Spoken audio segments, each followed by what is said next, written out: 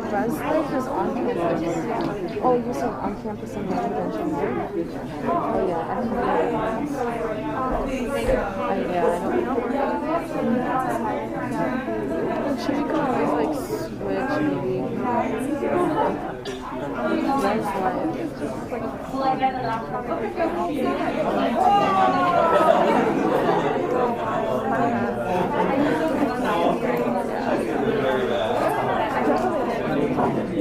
Wait, how did they explain it?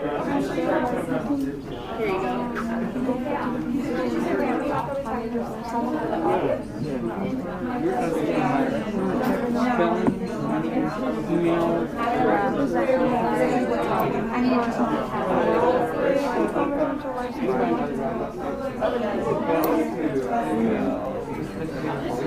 I don't know then.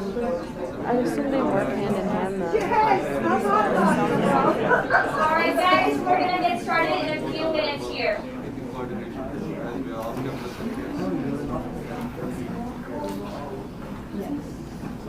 You can keep talking for the moment.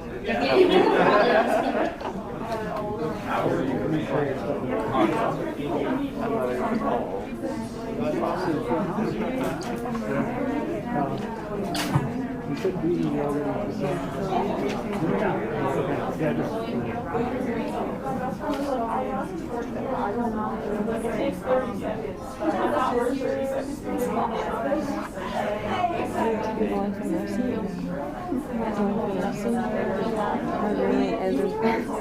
It looks like she's always studying.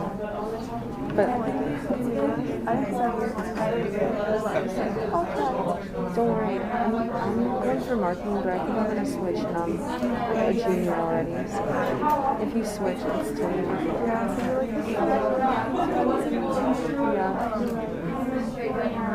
yeah, definitely do something that you will enjoy. Yeah, me too.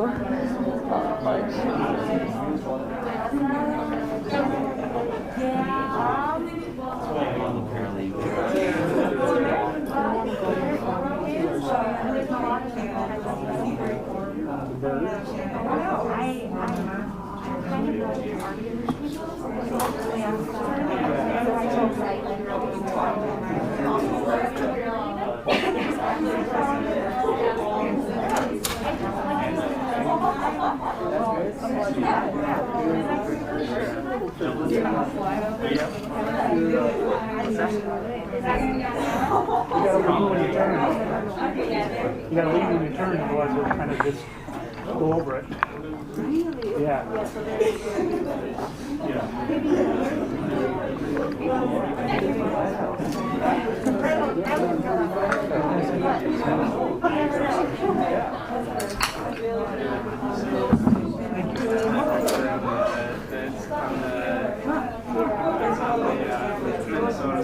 Alright, for the people over Zoom, guys, we're gonna get started here. For the people over Zoom, can you hear me? If you can hear me, just give me a thumbs up. Because we're not going to be able to hear the people through Zoom. So I'm going to request you to type your questions or discussions in the chat. If that all makes sense, give me a thumbs up. People over Zoom.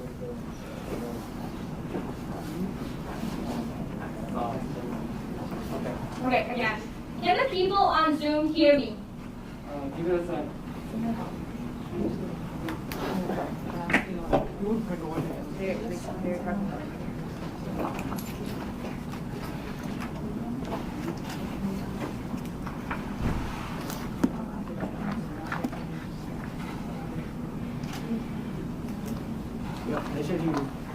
Okay, so the people over Zoom can hear me. Once again, we're not going to be able to hear you. So if you have questions or if you would like to say something, please type that in the chat box. We can get started. All right, so I call this meeting into order at 4:09. For today's agenda, we're doing a little bit different. We're going to start with the new senator inauguration. So I'm going to have all the senators, all the new senators stand up. and raise your right hand.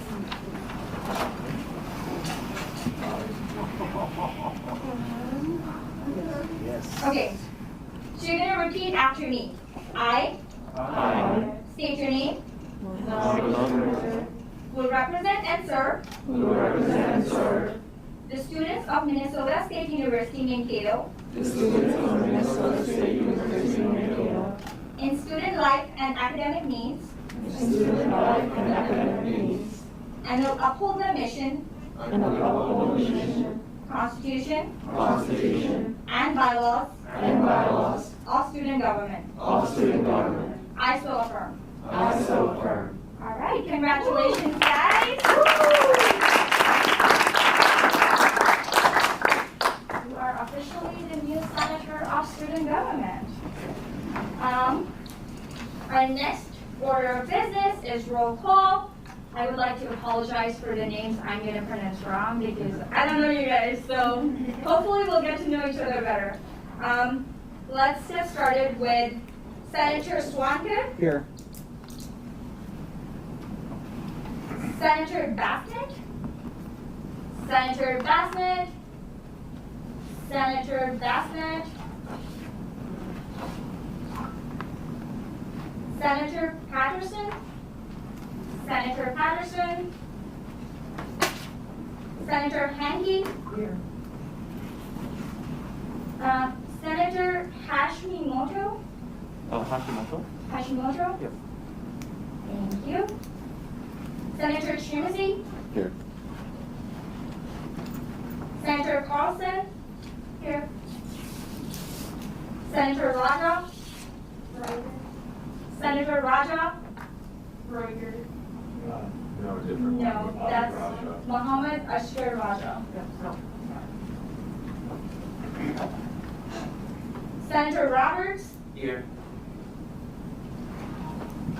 Senator Angidembi, Yeah. sorry, how do you say that, your name? I'm Lindy.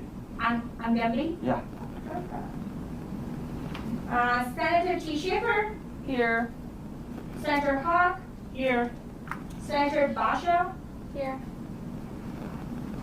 Senator Webb, Here. Senator Singh, Here. Senator Osman, Here. Senator Waldock, Here. did I say that right? Waldock, yes. Senator Saha, Here. Senator Raja Gopal, Here. Senator Liebach, Here. did I say that right? Yeah. Senator Kruger, Here. Senator Nagarian, Senator Wen, Here. I'm so sorry. Senator Uzaka, Here. Senator Nowak, Howdy. Senator Flynn, Here. Senator Hopwood, here. Senator Hussain, Here. Senator Reuter, here. President Sick, here. Vice President Saverso, here. Speaker Khan, here. All right. We're going to move on to our next order of business, which is presentations. We do not have any presentations for this meeting. Moving on to open forum. Do we have anyone for open forum today? Emma Zeller? Hi friends, my name is Emma Zelmer and I am currently the state chair of Students United, formerly one of you all, so I am a Maverick, yay. So Students United is the 501c3 nonprofit that represents all of the Minnesota State University students from the 7 universities. We represent you all at the local, system, state, and federal level. I was stopping by today just to introduce myself. If you ever need anything, let me know. Again, I was formerly a Res Life student and the Speaker of the Student Government 2 years ago. But one opportunity I wanted to let you all know about is that I am appointing for system committees. You can find more information on our website, studentsunited.org.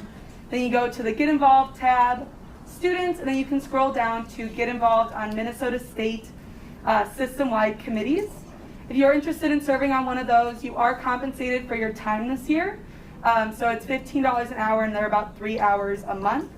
But the only expectation is you show up to all the meetings. So let me know if you would be interested in that. Your President Stiff could get you in contact with me if you needed anything. We will also soon be opening up registration for our Fall Advocacy Conference, and it will most likely be first come, first serve. So make sure you sign up for that. Everything you need to go there is paid for, so you don't need to pay for anything out of pocket.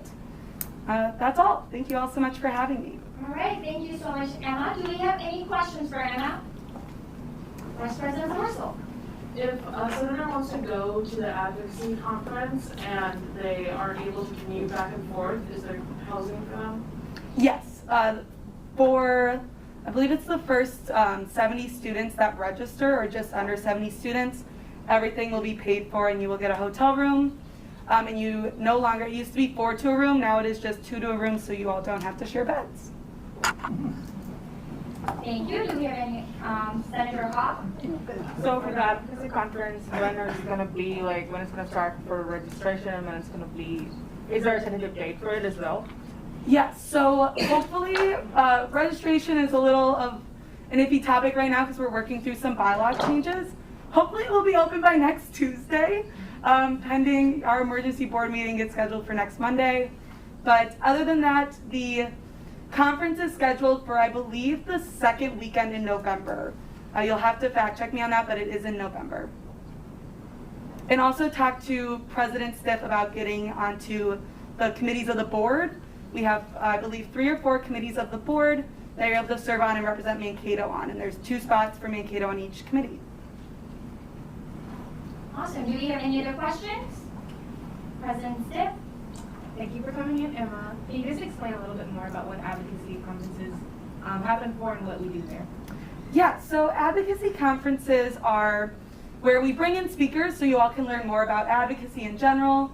This year we are also planning on having a networking event where different like grad school programs, law school programs, and other organizations as well should be there, pending it still is able to happen in person. And we will, obviously let everyone know if it gets moved online. And then we have speakers. This year we're also planning some take action events, but it's really just to help you all grow your advocacy skills.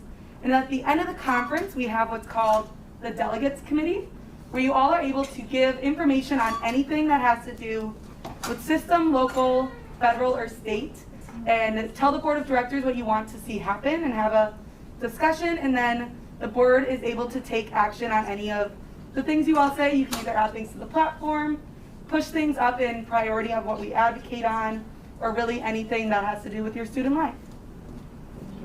Thank you. Do we have any other questions? Any questions? Any questions? You have no further questions? Thank you. Oh, sorry. Senator Osmond. I think I have one comment. Where's the advocacy? Advocacy conference, we're still working on the exact location, but it will be happening in the Twin Cities, probably the St. Paul or Minneapolis area. Do we have any other questions? Any questions? Any questions? No further questions. Thank you. Thank you all. Just an announcement. If you're not a senator, then I'm going to have to request you to move to the gallery. Thank you. Any seating out here, out at the table. All right, moving on. Did I see Todd as the next speaker on my list? Sorry. I'm here with Scott. I think Scott can go first. Perfect, Scott, you can take this now.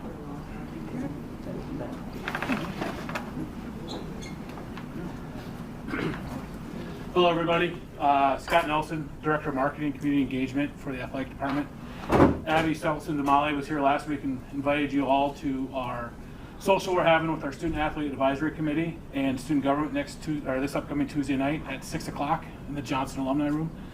Wanted to come back, extend an invitation one more time.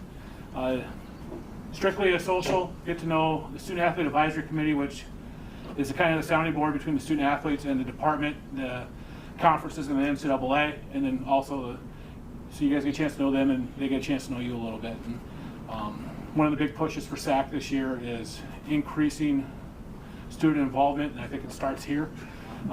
As a department, we haven't done a good job coming to the students in the past, and we're trying to really do a better job of that moving forward, and I think this is a nice step to get the two bodies together and just get to know each other a little bit, get a chance to see a Maverick game in the Johnson Alumni Room. We'll have pizza and pop there for you all, and just a nice little social opportunity.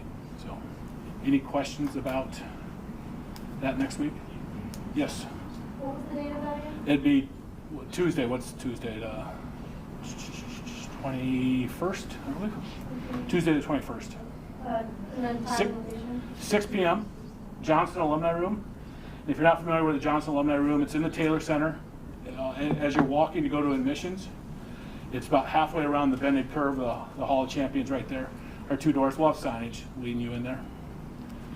Volleyball team takes on Winona. Winona will be a top 5 team probably when they come in here. It'll be a big match for us. So we'd love to have you. Our students are making a big push to get to that game and all of our games this year. So it'd be great to see you guys and a chance for you to interact with our student athletes as well.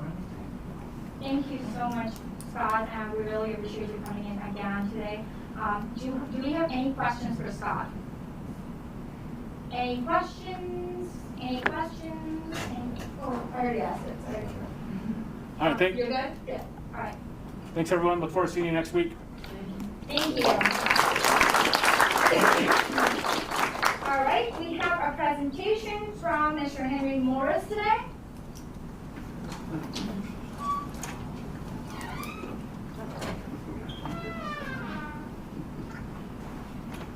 Good evening. Sorry, did you say something? I was going to say good evening. Oh, good evening to you as well. Sorry about that. I was asked to give a presentation on Equity 2030, and from a special interest of the Senate, from what I understand, is also on who's included in Equity 2030, who's not included in Equity 2030 from the system perspective. And I want to differentiate between those two things. Equity 2030 is a system, Minnesota State system initiative to close equity gaps across all 37 campuses and universities and colleges. The three overarching parts of that are student equity gaps, employee equity gaps, and this is always the interesting one that I always try to explain. The third one is to ensure that all businesses in Minnesota have opportunities to bid and win contracts with the system. As you can imagine, Minnesota State is a multi-billion-dollar, operation and does millions of dollars every year. And historically, minority-owned, women-owned, and veteran-owned businesses don't seem to get equal access to those dollars. So that is the third part of the initiative. And Equity 2030 is by the year 2030, all those gaps would be closed. So that all students that come to Minnesota State institution, including Mankato, would graduate and be successful at the same kind of rate. Let's say that would be a high rate, not low rates. So the goal is to raise everything up as we go through the system. The other one is employees, the same way that we would, our workforce would be reflective of our student body. And our goal is to have our minimum of our student body to be 20% domestic people of color. And that's the state's demographics. If by 2030 it is 25%, then our goal would be 25%. And the goal also is that our employees would be reflective of our student body. So again, if we have 20% of our student body are domestic people of color, our goal would be to have our employees be reflective of that. The challenge is, with employees, is that they tend not to move as quickly. So it's a lot more difficult to change your employee back demographics. Not impossible, but more challenging. I will say to you, this September was my 31st year here. So I've seen many interesting things. I think the only person longer now here is maybe David. But when I got here into Mankato, the school district was about 1% domestic people of color. Now it's about 25 to 30% of their students are domestic students of color, and our student population was about 3%. Pre-pandemic, we were up to 19%. Pandemic, the numbers got pushed back. We also closed the opportunity gap historically around 10, 11%. We got down to as low as 3.5%. The pandemic challenges, we're up to about 5% again. Goal is, once we get fully engaged on campus again, to get those numbers down, as well as to continue to go in the right direction. My goal before the pandemic was to have our goals to be completed by 2025, not to wait until 2030. And I think pre-pandemic, we could do that. We could have done that. I still hope we can. It will just take a commitment from everyone to do what we need to do to make some of the things that are causing people not to be successful here, get rid of them. The good thing about Equity 2030 from my perspective is that when we started to look at the data to see where domestic students of color were having challenges, we also noticed a lot of students were having challenges, not just domestic students of color. So every time we initiated something for Equity 2030, we initiated it for all students. So we did nothing just for students of color. All it meant is that we had to be more diligent about students of color, because if this number is going up, this number almost has to go faster to catch up. And we're aware of that. And as the data I showed you earlier, they were catching up. Now, one of the questions I have is, who's included in Equity 2030 and who's not? And I'll read the statement from the system office who is included. And again, I want to remind you, this is the system, not Mankato. Equity 2030 is a Minnesota statewide initiative to eliminate the equatorial equity gaps that exist for first-generation students, low-income students, indigenous students, and students of color at every Minnesota state college and university.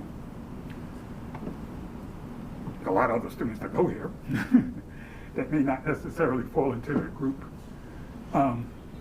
Women as a group is not included, because historically they do better so there's no gaps there historically.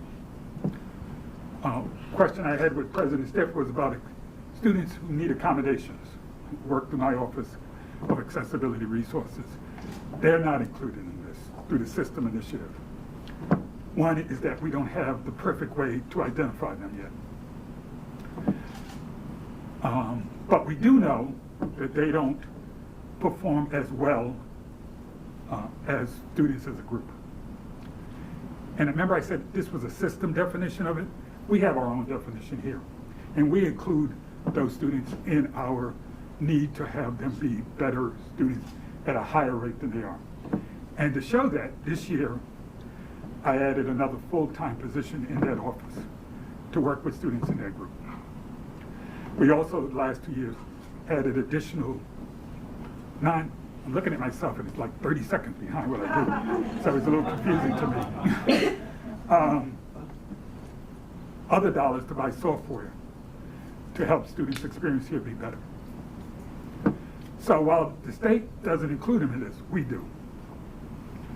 And so we have about 650 to 700 students who would fall in that category who need accommodations. The accommodations run the gauntlet of all those things covered by ADA. And so when we were looking at the data and the success, we said we needed to treat those students as students, not just needing accommodations. Because there are other things that can keep them from being successful other than accommodations. So how do we put the staff in there and say, okay, you need to work with them as a full student, total student, and have them be successful. And so that's what that person is doing. Help the rest of that staff work with those students who come in that door. Some of those accessibility students, even before this, they were also people of color, they were indigenous, they fell in every group. So they weren't excluded, they just weren't included. So we are working diligently to improve the lot of those students, all students here. That is a commitment that the president and my fellow cabinet members have to make sure that our student body is representative and that the students that choose to come here, and we said could be successful here, are successful. So our goal the last few years have been to see where we get in the way of students. And we do. Shocking. Sometimes the university gets in the way of students being successful. Now, it isn't all our fault. Sometimes students get in their own way. But we can surely work on those ways of getting on their way of being successful. And I want to be here also to share with a myth. The primary reason that students are not successful here is not academics. It's financial. We lose more students because they can't continue to afford their education for one reason or the other. And so we have initiated a lot of things on the financial side, as well as on the academic side, as well as on the social side, as we've gone forward.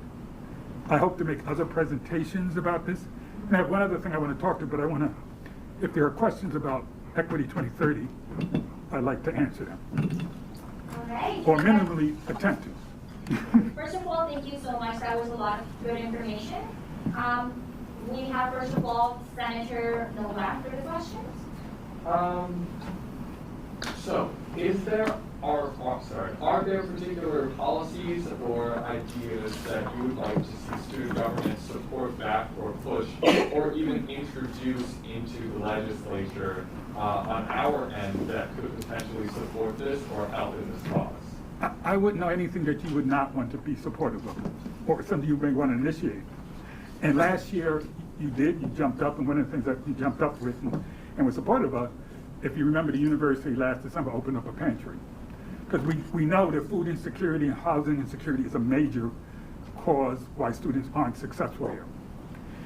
And my division opened it up with support from the student government. We would ask that continue, because we are already at the limit that we can handle, which is 300 students a week. And we are pushing beyond that. So at some point we may be saying here, do we want to serve more than 300 students? This is what we'll need to do. And we will come here and help make that pitch. The other two partners besides the student government, one is my division, Diversity, Equity, Inclusion, and the other is Global Education, who have been supportive of the pantry. All right, next on their questions list, I have Senator Roberts. My question is on in terms of LGBTQ students. Is there plans or ideas to potentially include them in the future in terms of Equity 2030? Again, we don't identify people by that. So we have no way of part of Equity 2030 is that it's called something called equity by design, which means you use data to segment out your population. And we do that. We don't have a way to segment out LGBT. But what we do have, and I want to reiterate this, we have, I believe it's the third oldest LGBT center in the nation. In the nation, not in Minnesota, not in Southern, but the nation. We have the second oldest women's center. So this university has been a trendsetter in trying to be inclusive. Now, doesn't mean we don't got things we have to fix, even though we have these centers staffed by full-time people. You can go across the nation and there are not many R1s that have the staffing patterns we have in our diversity, equity, inclusion plan. So we have always been committed to doing it. I think there is a bigger commitment from other people to say we can't continue as business as it is. Because we need more people graduating rather than just leaving us with debt and bad feelings. All All right. Thank you. We have Senator Carlson for the next question. Hi, thank you for coming in. I was just wondering if you could give us some specific examples of how people of color have really struggled at the school in the past, and so we can start brainstorming ideas of how we can help out as well. Well, again, when we talk about equity gaps, and I'll show you when we started. Gotta stop looking at that screen. When we looked at the gaps, and that's what it is. When we started to look at, we saw that students of color were less successful at about 10% than majority students. We saw those high fail rate classes, high gap classes. When we looked at finances, we saw that students of color were more likely to have 3 times the holds for financial reasons than majority students. When we looked at disciplinary holds, that African American men were more likely to have 2.5 to 3 times more disciplinary holds on them than majority people. So we looked at all of those, but they weren't the only one in these groups. So that's what I'm saying. It isn't just, they just are disproportionately in that group. While they may make up 18% of the student body, they may be in some of those holds 38%. One of the things we did work on finance and administration and student affairs about 3 years ago, if you remember, if you've been here, if you owed money to the university, we would kick you off the board plan until you paid up. And my division brought that up and said, nah, that's playing into food insecurity. And so we changed that. But we changed it for all students. So if you know, some of you new students may not realize, but you used to be removed from the board plan if you owed money. That was the way we used to get you to pay your bill. So we use food as a hostage. Not a smart thing to do as an institution. If a student was went to collections because they owed us money again, and they paid off their bill, we then required them to pay the next semester off right away before they started. If you just got the money to pay off the past, how are you going to have money to pay off the upcoming semester? Change that. And there are other financial things we've done, as well as academics with Math Pass. Some of you may be Math Pass instructors. Some of you may be using it in those high fail rate classes and high gap classes. And that's about a $500,000 commitment to the university to improve this academic support side of it. And it isn't to the university's benefit, let's be real, no doubt about it, to have more students be successful. If we had, I think it's about a 20% better student success ratio, we wouldn't need to be cutting money out of our budget. I think the number is about, for every 120 students we retain or lose, it's about $1 million in our budget right away, from semester to semester. So if we retain 100 more than we thought, that's $1 million more. Or if we lost, they left, that'd be $1 million out of our budget between semesters. So besides the social justice issues, there's also very good financial reasons why the university needs to do better, and why we could pay for a lot of these initiatives by just more students staying. All right, Senator Saha. I have a couple of questions, but thanks for coming in and thanks for answering our questions. For a system-wide level, I had a quick question. Since a lot of equity gap starts in K-12, does the system doing anything to grant that gap from K-12 coming into college? Yes, there is.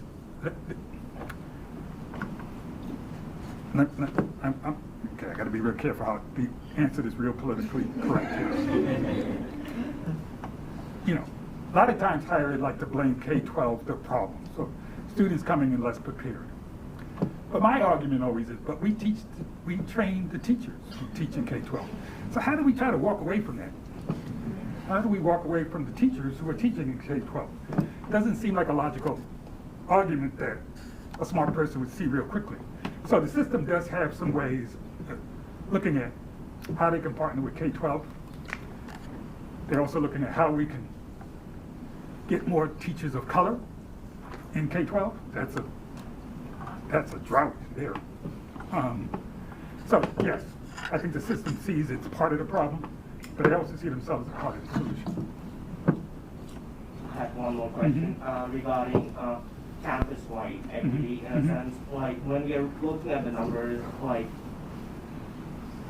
for me personally, like person of color, I would distinguish them into subgroups. Like personally, I would distinguish them into subgroups and say like, you know, person of color, maybe from a different demographics, might be doing a little better in something than person from a different demographic. Are we looking at those numbers, looking at those as a focus group of like why they're struggling when they come into college? Yeah, part of Equity 2030, if I heard your question correct, is that it requires you to segment your data. So we know that what is happening to African American students in here. We know what's happening to Latinx students. We know what's happening to Asian American. We know what's happening to Latinx. So we know what's happening to those students. Because if Equity 2030 is to work, they may need different strategies. They're not all not being successful for the same reason. So we have to direct our energy. You know, one of the big fallacies, not a fallacy, but it was correct. At one point, 20 years ago, whatever, you didn't have to do anything for Asian Americans. They outperformed again. That was probably true in many cases. That's not true in Minnesota. Our largest group, which are Hmong, are trending like a lot of new immigrant families are, having a more difficult time in higher ed. So if we treated them like others who were more successful, then we would ignore them, but we can't. We know that in the African American group, because we even break it down by genders in there, that African American women underperform African American men. And those are different strategies we need to do to keep both of those groups here. So it's important for us to look at the data, break it down to see groups. I mean, we break it down by, I thought I saw Cindy here for a second. David would know. We break it down to where they live. That tells us if we have problems. We know just a couple of years ago that students of color who lived in Stadium Heights were underperforming the gap. We noticed when we did more data that all students who lived there were underperforming the gap. And we found out reasons why we thought that was happening. We started to work on that. So that's why data is important, and you segment the data. Because if you don't segment it, a great something could be covering up a major problem. Senator Hawk? Thank you so much for coming here today. I have the question which I will have is, being a person of color, we can segment each other in different ways, from being international to being local. So what is Equity 2030's approach to the ones who are international here right now, because international students face a lot more trouble and hurdles than the local student who is from here? Being a person of color, be from here or from a different place, because the international students have to face a lot more than a regular student does. What is the approach of Equity 2030? Is the international students involved in there as a person of color, or is it just for someone who's from here? Okay, one thing, I'm going to push back a little bit. Okay. I don't know that international students have it more difficult than domestic students of color in America, especially in Mankato. Yeah. But that's not to say international students don't have issues and challenges also. So that is not a comment I'm making by any stretch of the imagination. But I always think that we want to be careful of saying somebody has it more worse than somebody else. Yeah. Now, as you saw, they're not in this group. And that is because, again, historically they outperform the gap. Because students who come in internationally, many times, are the cream of a lot of different places. So they're coming from families that may have a lot of history with higher ed, with more resources maybe. But I don't think I have a more closer relationship than with Dr. Dahlman in terms of things that we partner on. Talked about the food insecurity issues. We work with them on that issue. we've worked with them on employment and other kind of initiatives, because we understand there's a lot of shared struggles of all students. You know, we know that student athletes underperform again once they lose eligibility. You listen to a lot of things, you think, oh, all athletes graduate at a great rate, but when you break it down, we notice other kind of patterns that we needed to initiate, and we have, and we've seen some improvements there. So yes, Equity 2030 does not include international students, but again, I said the university has its own initiatives that we do for all students. President Stick? Thank you for coming in, Dr. Morris. So how can students who are interested in pushing forward Equity 2030 get involved? You know, that's the simplest question, but the most difficult one sometimes to answer. You know, obviously, as I said, at some point, we probably be asking you to partner on some certain kind of things, and you know, hope you're receptive to that, because you see it to your benefit to do that. Sometime we're going to push through policies, changes of policy, practice, and procedures that some other parts of the university may not like. And we may need student support to say, yeah, we understand the concerns, but we think this larger picture deserves, we need you to look at it and be supportive.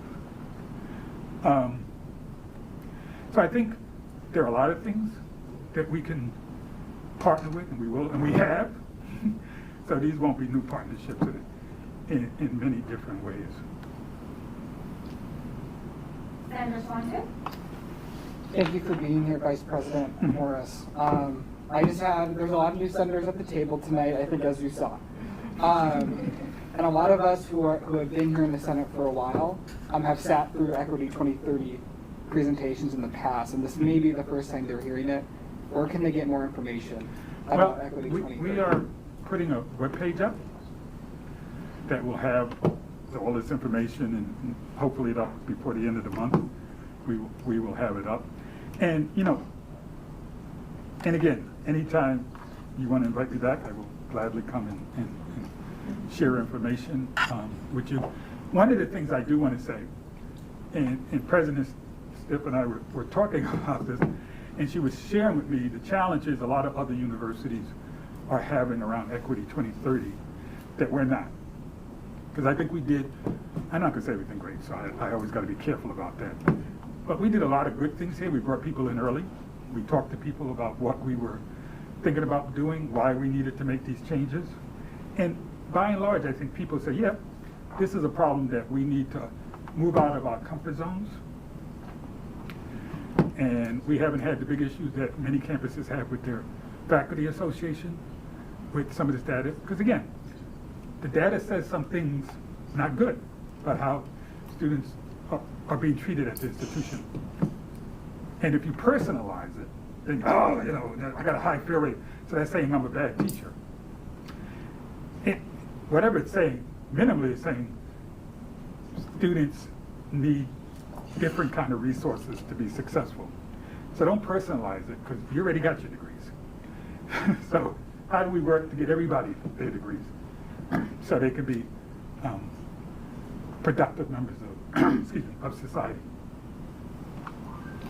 All right, I have exhausted the speakers list at this point. Do we have any other questions for Vice President Morris? There was one other thing I wanted to add, because I've been following stuff, and that's on the whole, these math pods and so forth, and going forward. And I want to correct some things, because again, I said I have accessibility resources under me. We have been in contact with IT from the very beginning on these things. And our job is to make the university accessible for everybody. And we would never purposely go against ADA because we get sued. And we could get a big fine. But besides that, that's not our culture here.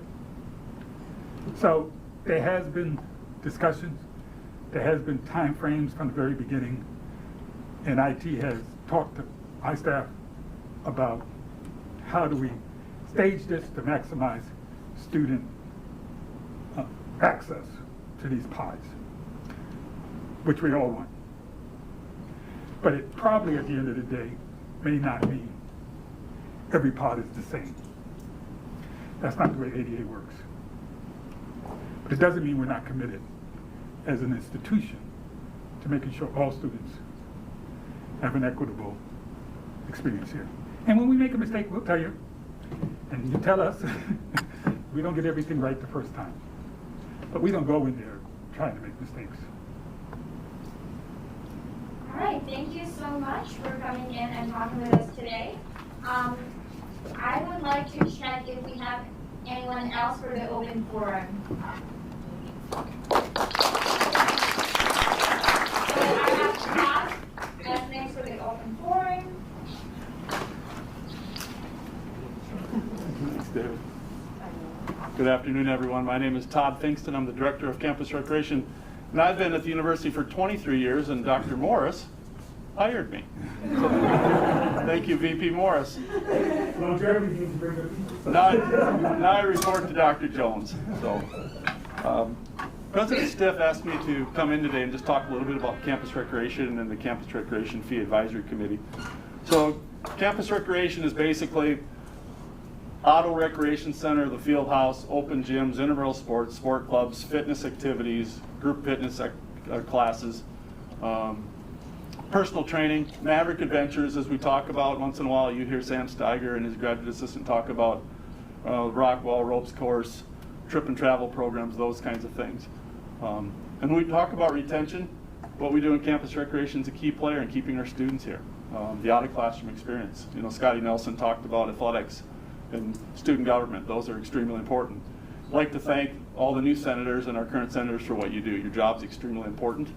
And I've worked with senates for about 22 to 23 years, and every year it's new faces, and you guys do great work. So just know that we appreciate, everybody in the room appreciates what you do as students and representing the student body. Want to make a little bit of a plug for the Campus Recreation Fee Advisory Committee. We normally try to get 1 to 2 senators to serve. Vice President Sfursel has agreed to serve in the committee this year, so ideally we'd like maybe 1 more senator to serve on the committee, and then we get 2 to 3 other students. We have a max of 5 students that serve in the committee. But we talk about primarily, if you look at your student fee bill, there's a campus rec facility fee on there. Now there's also a sports dome fee. So this committee talks about, hey, what are we doing with that money to maybe upgrade some facilities? For instance, the campus rec facility fees primarily are outdoor recreation facilities: rugby, lacrosse, soccer, ultimate frisbee, disc golf course, fitness trail, outdoor track. We talk about those because about 13 years ago, the students started paying back bonds and operations and maintenance on those fields and on those facilities. So we talk about, hey, what upgrades have we made, or what do we want to do with maybe some extra R&R money? And just a few years back, we took an underutilized softball field, we converted it into a much needed soccer pitch that our students wanted to use. So those are the types of things we talk about with that particular fee. Now, since December 2019, we've got a new sports dome. You see a sports dome fee on your tuition and fee bill as well, and that's $10 per semester, capped at 10. It's like 83 cents per credit. We talk about, hey, what's going on with the sports dome? Are there any upgrades and things that need to be done to the dome?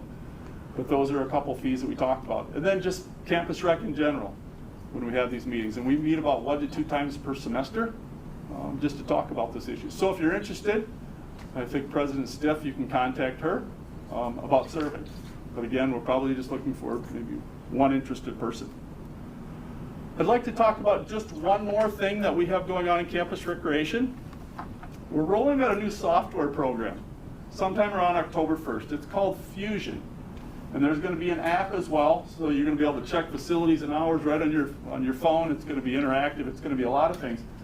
But the one thing we need to do is have you sign a waiver when we roll this thing out. So every time you scan into the rec center, like you currently do, with this new system, the first time you do it, it's going to require you to sign a waiver. You know, you have to sign a waiver for the Rockwall and a lot of our other programs. But in order for you to get in the first time, you're going to have to sign a waiver. Well, what we want to do is try to get people to do this, sign their waivers before they scan in for the first time. Otherwise, we're going to have long lines on those initial days to get into the rec center if you utilize Auto Recreation Center and the field house in particular. But it'll also be good for the sports dome. It'll also be good for the rock bowl. And you'll do this once every 365 days, so it's just once a year you'll do that. So I've just sent around just a couple flyers. There's a QR code there, or just take a quick picture of it and hand it down. So it's going to make things more quick and convenient. And I mentioned the same thing to Mark Constantine because he uses our facilities. I said, Mark, you're going to want to do this because it applies to faculty and staff as well, and myself, all of us. That if we're utilizing our rec facilities, we're going to have to do this. It's going to make the process much quicker. All right. Then I'd like you to please share that with your constituents. Thank you so much for coming in and talking with us today. Do we have any questions? Any questions? Any, Senator Nowak? When can we expect to see this app go live, Fusion? We're hoping somewhere around October 1st. Thank you. Do we have any other questions? Any questions? Any questions? See, there's no further questions. Thank you so much for coming in today. Thank you. All right. Do we have anyone else for open forum? John.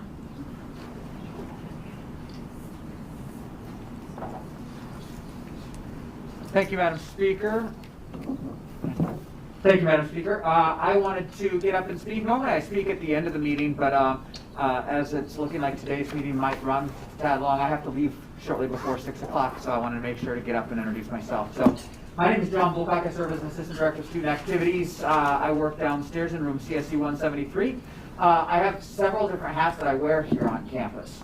I serve as the Fraternity and Sorority Life Advisor. I also serve as the Advisor for Student Government. So you will see me at almost all of the meetings. So congratulations to the newly elected senators. Some of you I recognize around the table. And especially those of you who are first-year students taking off a big bite and getting immersed in campus life. So in my role, I serve as advisor. I don't direct what you do. I help advise in what you do. So I kind of serve as a resource and can help you connect to folks who you might want to meet on campus. So obviously your executive leadership is going to set forth some expectations later in the meeting and possibly after the meeting, after the business of the day is done. I also want to encourage you to utilize those of us who are sitting in the cheap seats today. We tend to have been here on campus for an extensive period of time. I'm in year 14 on campus. And so I've experienced a lot of stuff with student government, with other areas on campus. And as you try to work on your initiatives and projects, those of us around here can help point you in the right direction to getting answers. We can help introduce you to people who you may want to know. We also assume that you're going to be somewhat resourceful, and so that you can actually hop on a website and take a look and see if you can find an answer to the questions that you've got.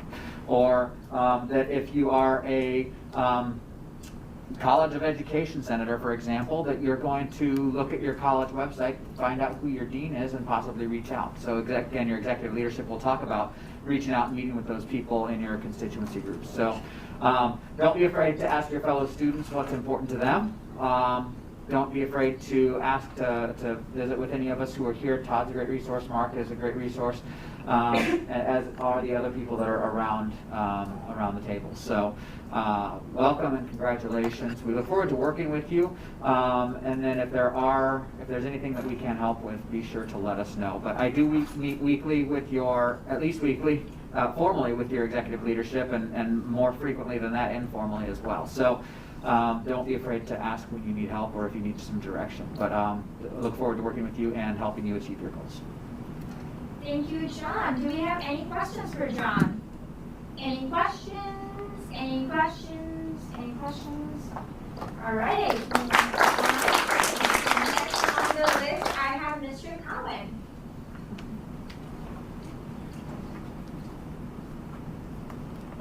I'm the chairman of the Parking and Transportation Advisory Committee.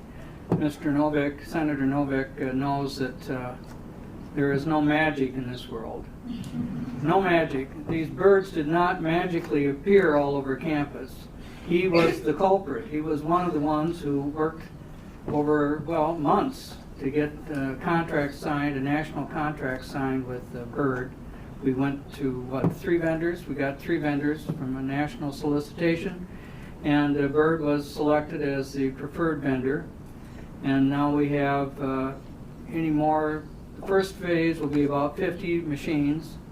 I think that right now, today, we had about 40 machines on our campus, but the goal is 50 for phase one, and then it'll ramp up to 150 birds. This initiative was not something that Novak dreamed up or Dave Cowan dreamed up. We didn't dream this up. This was a student-centered initiative from last year.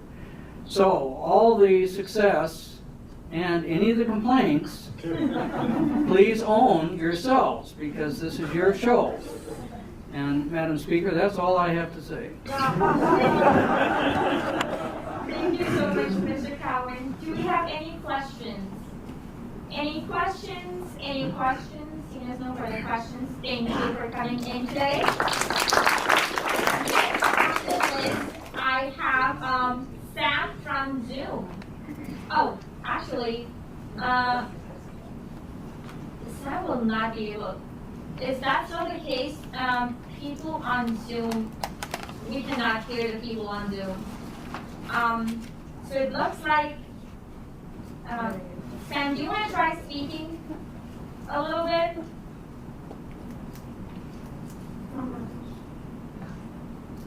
Yeah, we cannot hear you, sorry. That's not gonna work. Anyone got a laptop with good speakers? I have a laptop, I don't know about the good speakers part. Alright. Sam, we cannot hear you. There's a little bit of technical problem we're having here. If you want to type the information you would like to give to the Senate today, and then we can read that out loud to the Senate. Give me a, okay, alright, thank you.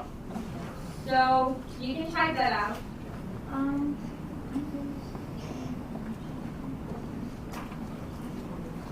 Alright, I have another speaker from Zoom, Kellyanne. So I'm just gonna speak out loud what she's saying. She's saying, I am doing this by Zoom, and I am Kellyanne Klink. Happy to help you with any and all research you need as you work on your projects. And she's giving her email, kellyanneklink@nsu.edu, and her phone number, which is 507-389-5152. And I can say her email again. It's KELLIAN.CLINK@nsu.edu. Repeat the email? Yes. All right. There you go. KELLIAN.CLINK@nsu.edu. Everyone got it? Perfect. I'm gonna wait to see if Sam is typing anything. So, do we have any questions meanwhile? Senator Noah. Would you be so kind as to clarify Kelly's position so that our senators know what she may be able to help with? Perfect. I'm gonna have President Stiff take that question.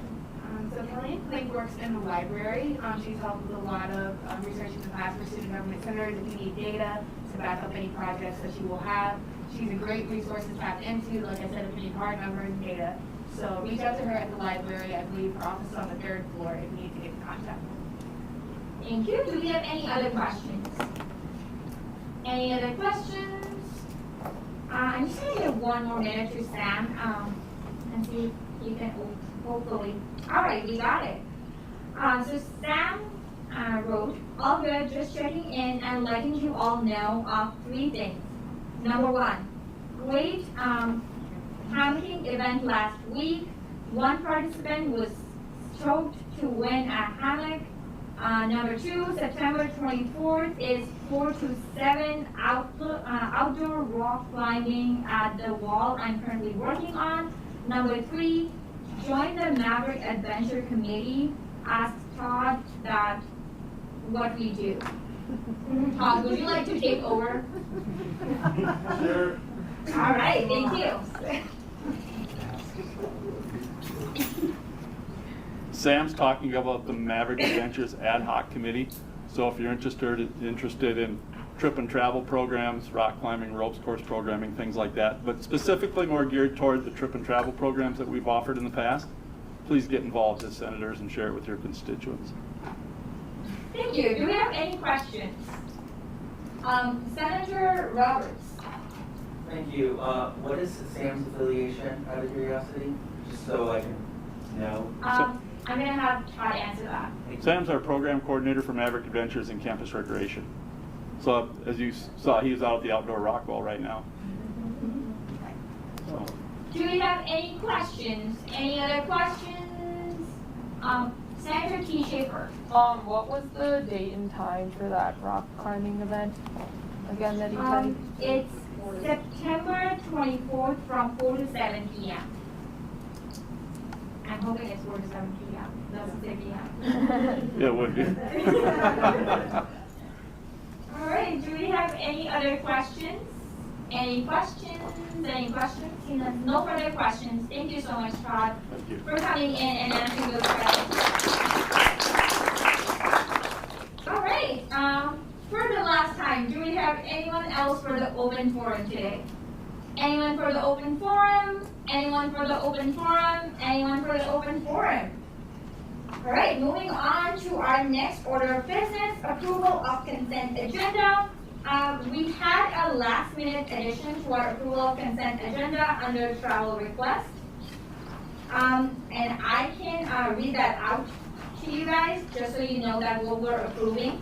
Recommend allocating up to $500 for non-food and non-food related travel expenses for Chi Alpha Campus Ministry to assist 10 students attend the organizational fall retreat in Lansing, IA from September 24 to 26, 2021. The rest of the consent agenda was sent out to everyone. So, do we have any dissent on the approval of information? Go on. Can you explain to the new senators what the consent agenda is and what they're doing by approving that? All right. So, for consent agenda is basically consists of appointments, who we're appointing into the committees. So you will have seen a long list of students that we have appointed to each committee. Then it is if you're recognizing a student organization, RSO, anything from making any changes or adding anything to what we as the Student Government Senate approves goes into the approval of consent agenda. All of the senators and administration gets the approval of consent agenda from me every week before the meeting so that you know what we're going to be talking about and approving during the meeting. Anyone has any questions? For the information, if you did not receive that email. If you did not receive that email, that could have been because I received a list of emails for the new senators, and those emails, some of those emails were Gmail, some of those emails from Winona State University, and I had that concern because last minute I could not get those emails out. I would request every new senator to email me so that I have your MSU emails. We discussed that last night. So in case you did not get the agenda for this meeting, that could have been because I probably did not have your MSU email. I still sent it out to all the emails that I got, either it was Gmail or whatever email that I got. Senator Saha. Madam Speaker, quick question. Is it any way possible to pull up the agenda for those who do not have access to have a look at it? I can try to share my screen and pull up that agenda.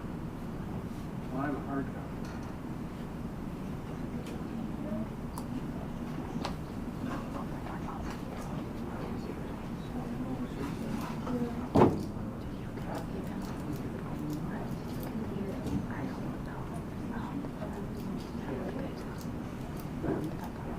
All right. So this is election, right? And then swear you in the next thing. That's never happened. Make sure that you're calling a point of order if you need to speak to the senator or the speaker, please. Raise your placard if you need to speak. John, do you have a question? May I just make a clarification on the consent agenda? Yes. Just to characterize it for those of you who aren't familiar, the consent agenda is oftentimes seen as things that are more or less non-controversial, and so they oftentimes won't necessarily warrant individual discussion on a motion. So that's why they are put there, and you'll approve a whole bunch of things at one time. Like when we start getting RSO recognition approvals and stuff like that, there'll be 40 organizations listed all at once, and we don't need to do a discussion on all of them. So if there is something that you individually want to pull out for debate and an individual vote on the consent agenda, you may move to do so. But generally speaking, that's the point of the consent agenda, is to move through a whole bunch of stuff all at once. That's generally, they're generally items of uncontroversial agency. Yes, routine items. Senator Paulson? I don't think any of us new people got it when we were asking, or could we have raised, did anyone get it who's new? Let's do a straw poll. Right. Excuse me, speaker gets to decide how we're gonna run that. Do you wanna go ahead? I am gonna not do that right now because I did get a list and we did send that out. I'm not sure why you guys were not able to get it. I'll make sure I'll go through those emails again just to make sure that I have all of those emails right. Please email to me. My name is Minano Khan.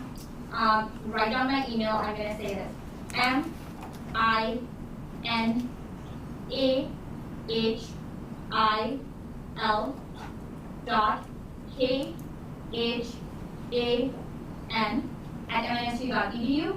I can repeat that again. It's MINAHIL.KHAN@mnsc.edu.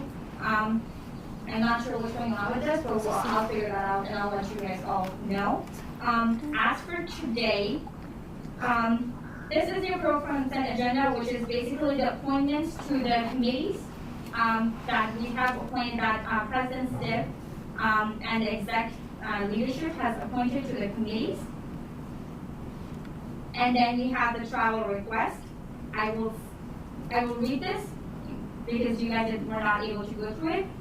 Number one, we have recommend allocating up to $180, $20 per student into 9 students for non-food related travel expenses to the Actuary Club to attend the ASNYS 33 Actual Career Day virtually on September 26, 2021. The second one, I will repeat this again, recommend allocating up to $500 for non-food related travel expenses to Tri Alpha Campus Ministry to assist 10 students attend the organizational fall retreat in Lansing, IA for September 24 to 26, 2021. In order. Can you yield so that I can explain how this allocation works? Yeah. Okay. So just for clarification, since I know it's everybody's first time sitting at the table, so how this works is we have a committee called SAC, Student Allocations Committee, where senators and students from the student body sit on, and they essentially have a pool of money that they allocate for organizations for programming, for travel expenses. And so every week they see proposals and stuff, and then they go ahead and make recommendations, and those recommendations then get put on our agenda. So as you see here, there's recommendations to allocate some money. That's where that money is coming from. And you guys always have the right to object, you always have the right to dissent, but know that it did go through a committee process, that it wasn't just like sent as a request from a random organization made it on the consent agenda. So just some context for what this money is and where we're seeing it, and that way you know moving forward. Perfect, thank you. Do we have any dissent on the approval of consent agenda? Any dissent? Any dissent? Any dissent? Seeing as no dissent, the approval of consent agenda is approved. Moving on to our next order of business, which is officer reports. I'm going to start with President Stiff. All right. Well, first of all, if you haven't met me, my name is Rihanna Stiff. I am the student body president for this year. So I want to first welcome you all to Senate. It's so nice to finally have a full table and see all of our new senators ready to start projects and get to work. So first order of business I want to talk about is the Senior Director of University Marketing is looking for students to help with an interview firm for a new university logo. So if you're interested in how the university brands itself and the new logo that they're looking for, there is going to be a meeting happening Friday, and they are looking for students to sign up for that and help out with that search process. Also, thank you to everyone who came out yesterday for the ribbon cutting for the bird scooters on campus. I believe that the scooters are just a testament to what can happen when the student government and the university collaborate with each other. I've seen lots of people riding them. So it was a big event. I think everyone who came out and got a free helmet and got to see kind of how the scooters work. Also, student government has historically sponsored the official game day shirts. You might have received one at a football game. They're the yellow and gray shirts that say the Minnesota State University. So we passed out a first distribution of the shirts at the first home football game, but there will be a second and possibly third distribution of these shirts. First, on this Saturday, September 18th at the football game, we are looking for senators to help pass out shirts and kind of get the word out about student government a bit more. I will be passing around the sheet in which you can sign up for those spots as well. Along with that, again, we were invited by Scott Nelson to the volleyball game happening next Tuesday. So we have been invited to the Johnson Alumni Room. You guys have seen it. It's the fancy room above the volleyball and basketball courts. So we've been invited to that room with the volleyball team to kind of get to know them a little bit more, kind of collaborate between student government and their program, and then also watch the volleyball game. So we will also be passing out shirts at that game. Again, I'll be sending another sign-up sheet for that. Along with that, I'd like to give credit where credit is due, so I would like to thank my elections commission for running the most smooth last-minute fall election ever. Thank you. Thank you, Brian. Thank you, Dean. Thank you, Joey. Thank you, Patrick. I feel like I'm forgetting someone right now. Thank you to my vice president, my speaker, John. Thank you all for running this election. As you can see from looking around our table, it was a huge success. And so I just want to thank everyone, but especially my chief elections commissioner, Joey, who went out of their way so many times to make sure that things got done. Emails were sent out, and that we have a full Senate. So thank you, thank you, thank you. Last but not least, it wouldn't be my report if I'm not putting someone on the spot. My vice president's birthday is Monday, and John's birthday, stalking you on Facebook, is September 28th. So, please wish them a happy birthday. If you see Kara Monday, wish her a happy birthday. Yeah, so thank you, everyone. All right. Do we have any questions for President Stitt? Senator Austin? That meeting on Friday, will that be on Zoom or in person? The meeting on Friday. Oh, I believe it's going to be over Zoom, but they might have an in-person component as well. Also, again, I was going to pass out these sheets to sign up for those different events. You can pass them out each way if you'd like to sign up for the football and volleyball games. So I believe that meeting is going to be over Zoom. I can send it out to anyone who's interested in the university branding meeting.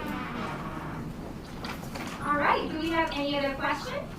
Any questions? Any questions? Seeing as no further questions, we're going to move on to Vice President Urso's report.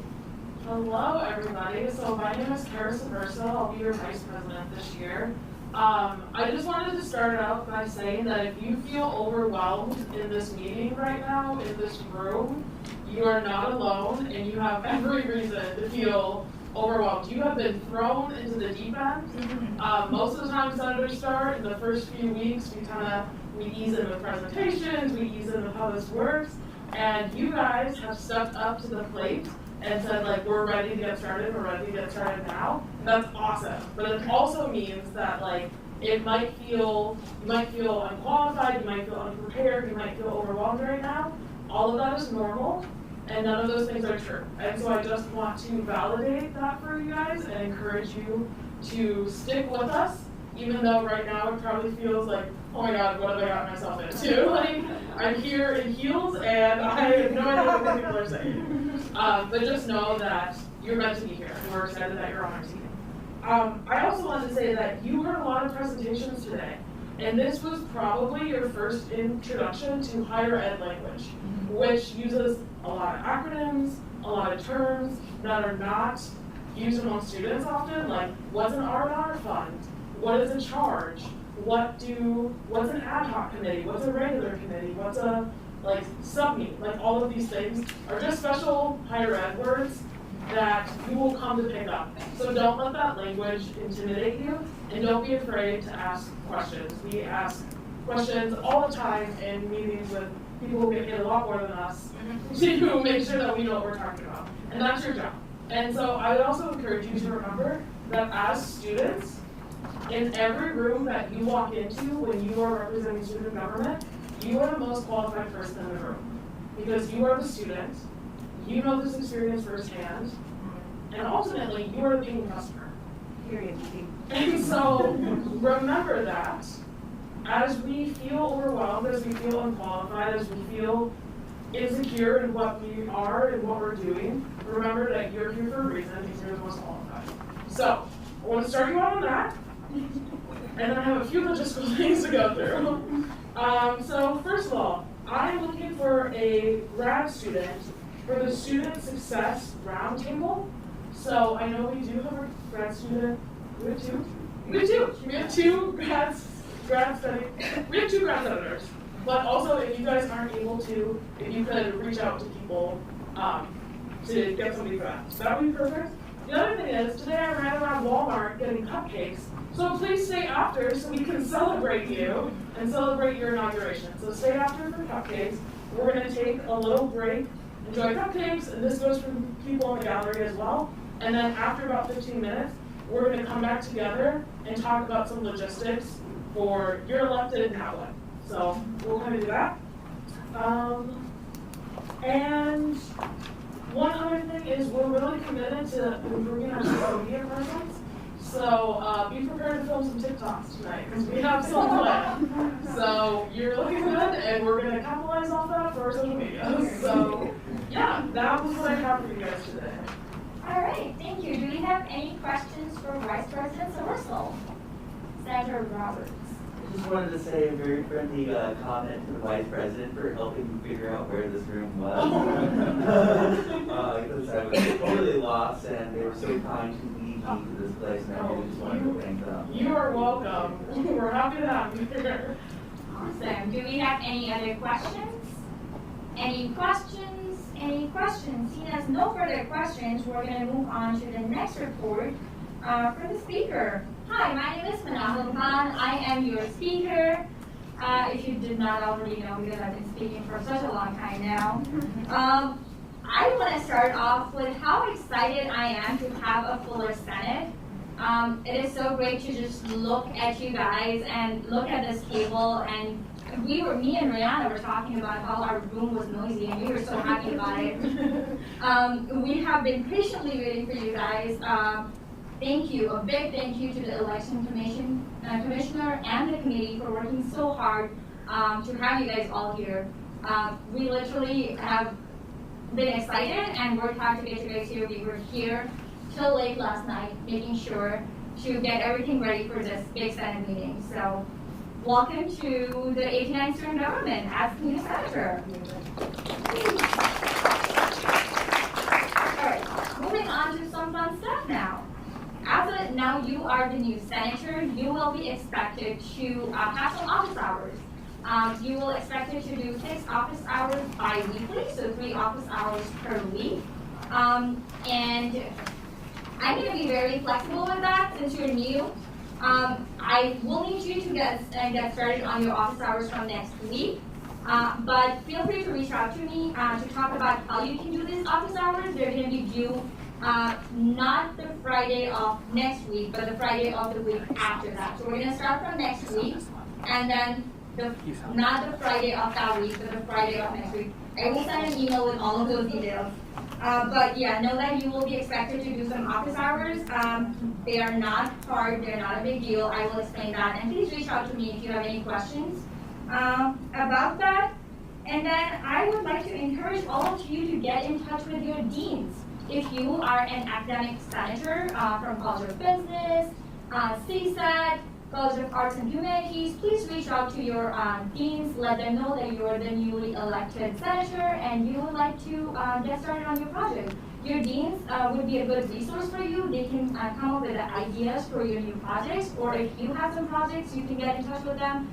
A very good way to get started as a senator. let us know if you would like us to help you get in touch with your deans, and we would be more than happy to do that. And if you are in academic affairs, like an off-campus or res life senator, then please get in touch with the admins who will be helping you as your resource.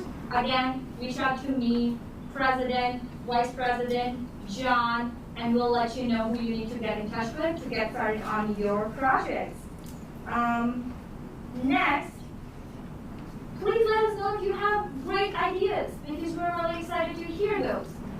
Let the exec team know. Again, exec team is President Stiff, Vice President Sorso, and me, and Speaker Menahel again. Let us know about the great ideas you have, or if you don't have, if you're blank, like I was when I joined the student government last year. We have so many good ideas, and we have so many projects that we would love to share with you. So we are going to start a sheet or a form. I will again send it out to you guys where you can submit your project ideas, or you can ask us and we can give you some project ideas to get started. Next on my list is committees. As a senator, you will be required to join 2 committees. If you are an academic senator, you will, one of the committees would be the academic committees, academic affairs committees, and if you're an off-campus or res life senator, one of the committees that you will be asked to join would be the student affairs committees. Other than that, you will be required to join one other committee, and if you'd like to join more than that, we would be so happy to add you in those committees. You can fill out the application. We'll email that to you, so please feel free to fill out those applications. Get involved in those committees. We would love to have you and to have your ideas. All right, I think that's it. I don't want to speak anymore. I'm just exhausted already. But again, my name is Menahel Khan. My office is CSU 277, right beside President Stiff and Vice President Sorso. And our doors are open for you to come in, hang out with us, talk to us. Just let us know about how you're doing. Obviously, you're going to be overwhelmed, so just come in.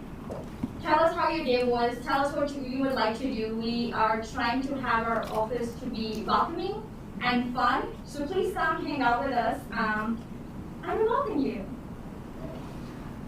Okay, do we have any questions for me?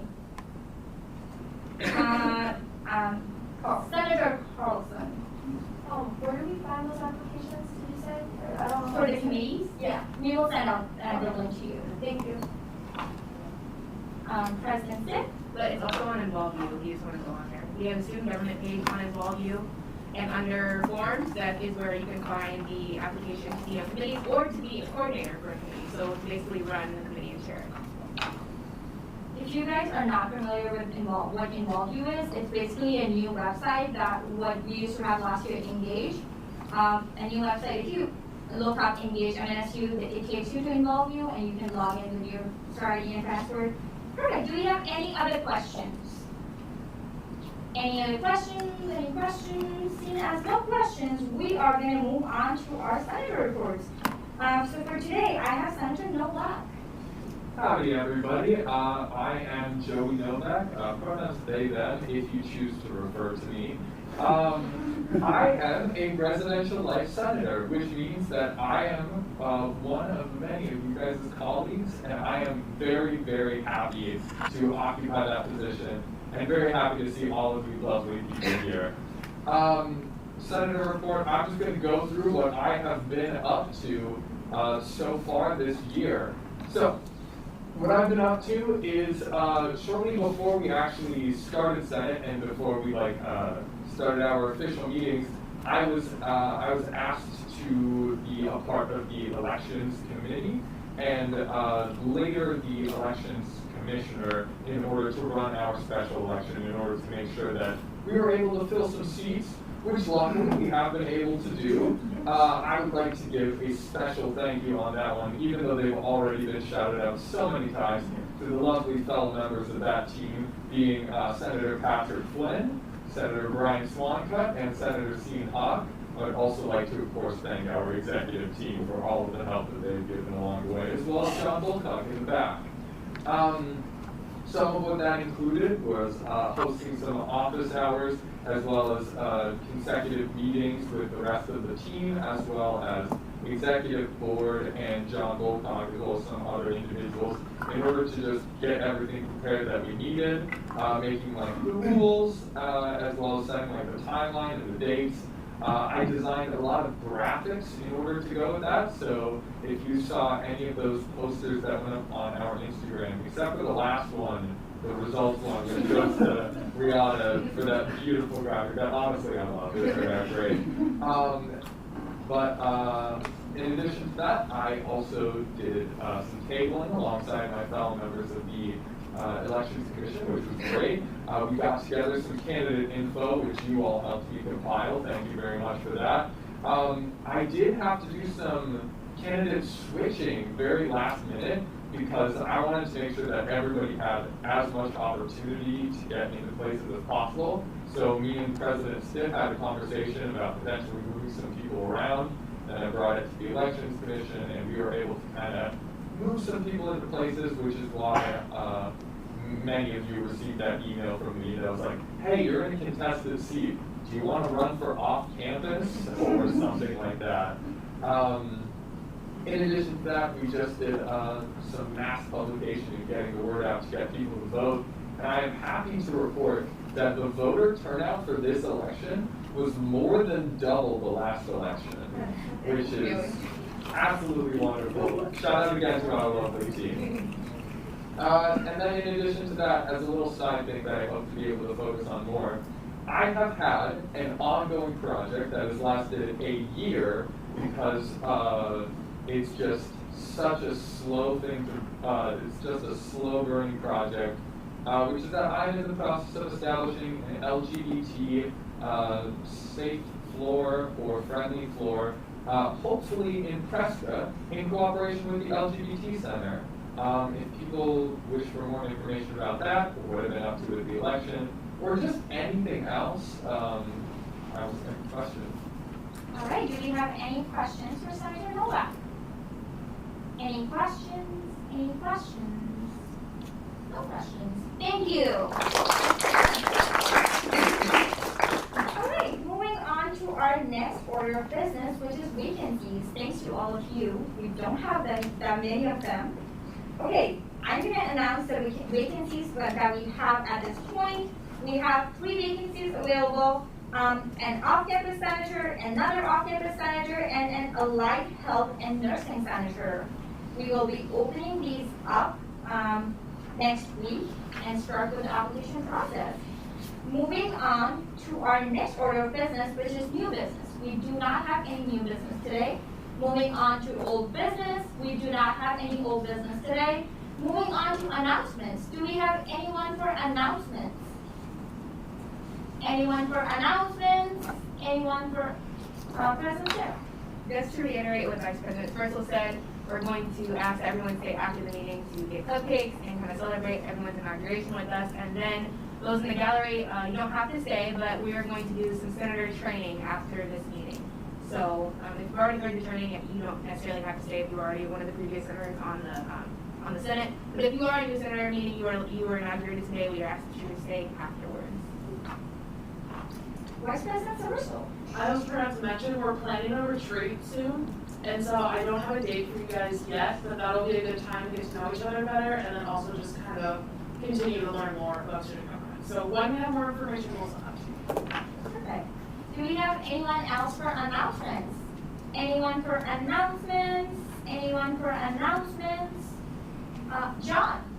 To clarify for the senators around the table, so in the announcements section of the agenda, this is where, say, for example, you're part of the anime club, and you've got a meeting or an event coming up, and you want to announce that, that's where you have the opportunity to do this. So not only do people in the gallery give announcements sometimes, but also senators, or if you're doing something fantastic in your residence community, in your residence life center. So they'll go over more about this agenda, but if you do have anything like that right now, where you're part of something else where you'd like to have folks know about it, you have the opportunity to announce that. So. Awesome, thank you, John. One last time I'm going to ask, anyone for the announcements? Anyone for announcements? No announcements. Moving on. Sorry. I'm so sorry. Senator Chimazi. Like John said, so my name is Sean, and I'm in the board for the International Business Club, and we have meetings like twice every 2 weeks, Mondays at MH201. We've been asked to see people stop by and just get to meet people and just talk about international business. Thank you. Thank you. Do you want to repeat the date and time for it? Also, Mondays so it's twice a month, bi-weekly Mondays from 5 to 7 or 5 to 6, Morris Hall 201. Thank you. Do we have any questions? Any questions? Any questions? No questions. Thank you. I'll go slow this time. Do we have anyone for announcements? Anyone else for announcements? Senator Saha. It's not quite an announcement, but like a heads up in a sense. Like, personally, I'm part of Sigma Chi fraternity on campus. Personally, my goal this year as the diversity inclusion chair of that chapter is to have a mental health week. We all realize that we have mental health week in October 3rd to 9th. So I am in the prep work to work with various different departments in putting up a mental health week. So like if anyone wants to pitch in and collaborate and help in, I would really appreciate it. Right now I'm in the process of getting a speaker for it as well, and like also therapy dogs and stuff like that. So like look forward to it. Anyone wants to help in, just let me know. Thank you. Do we have any questions? Last question, more point of information. Senator Novak? Point of information, if you are interested in more resources that could potentially help with that, the counseling center is right next door to the student government office. I know that they would be an absolutely lovely group to reach out to. I believe they have also coordinated therapy animals in the past. Yes. Responding to Senator Novak, I actually did reach out to them, so like they might actually set up booths for people to come and share if they're struggling with school or anything in a private zone. So like they did not confirm with me yet, so like but they're on the verge of doing that. So Thank you. Do you have any other questions? Any questions? All right, moving on to Senator Roberts for an announcement. Thank you. I just wanted to put out an announcement for speech and debate. I am a graduate coach. We meet Mondays at 4 o'clock in Armstrong Hall 311. This is a good way to develop your public speaking. So if you are a senator who is potentially interested in continuing to develop your public speaking, this would be a good way to be able to help you develop those skills, and it'll also cross-apply over to student government as well in terms of your advocacies. Thank you. Awesome, thank you. Do we have any questions? Any questions? Any questions? No questions. Do we have anyone else for the announcements? Anyone for the announcements? Anyone for the announcements? No announcements. Moving on to our roll call to end this meeting. I'm going to go fast. Senator Swanka. Here. Senator Bassnett. Yes. Senator Patterson. Senator Patterson. Senator Hanke. Here. Senator Hashimoto. Here. Senator Chimaze. Here. Senator Carlson. Here. Senator Raja. Senator Raja. Senator Roberts. Here. Senator Angemi. Here. Senator T. Schaefer. Here. Senator Hawk. Here. Senator Basha. Here. Senator Webb. Here. Senator Singh. Here. Senator Osmond. Here. Senator Waldrop. Here. Senator Saha. Here. Senator Raja Gopal. Here. Senator Lee Bag. Here. Senator Kruger. Here. Senator Nagayan. Nagayan. All hail. Gwen. Senator Uzako. Here. Senator Nowak. Howdy. Senator Flynn. Here. Senator Hopwood.